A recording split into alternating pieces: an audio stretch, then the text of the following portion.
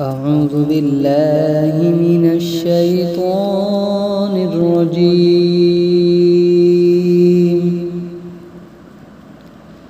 بسم الله الرحمن الرحيم.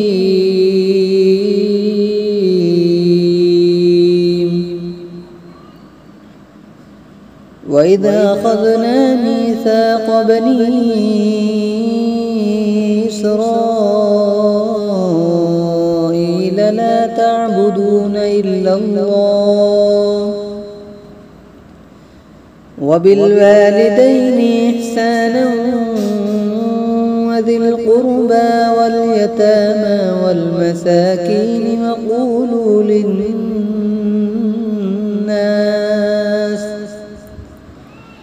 وقولوا للناس حسنا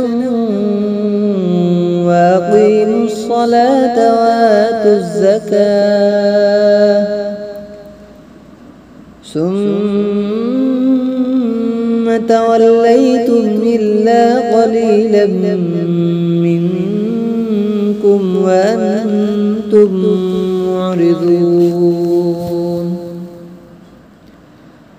وإذا أخذنا ميثاقكم لا تسفكون دماءكم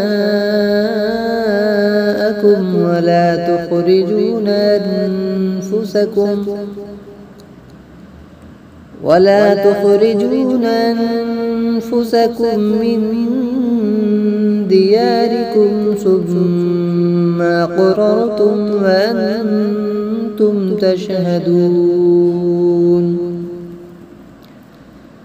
ثم أنتم هؤلاء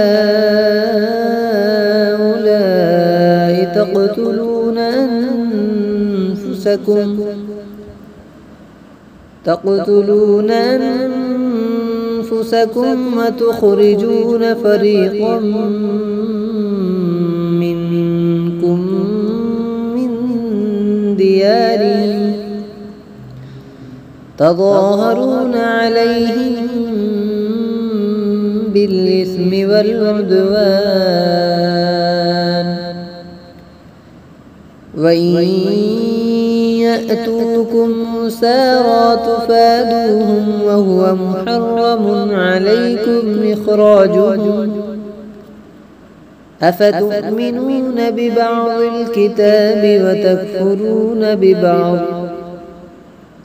فما جزاء من يفعل ذلك منكم إلا خزي في الحياة الدنيا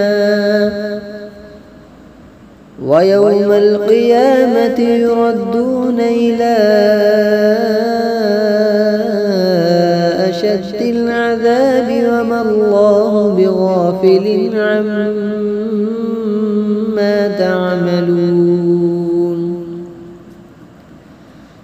أولئك الذين اشتروا الحياة الدنيا بالآخرة فلا يخفف عنهم العذاب ولا هم ينصرون.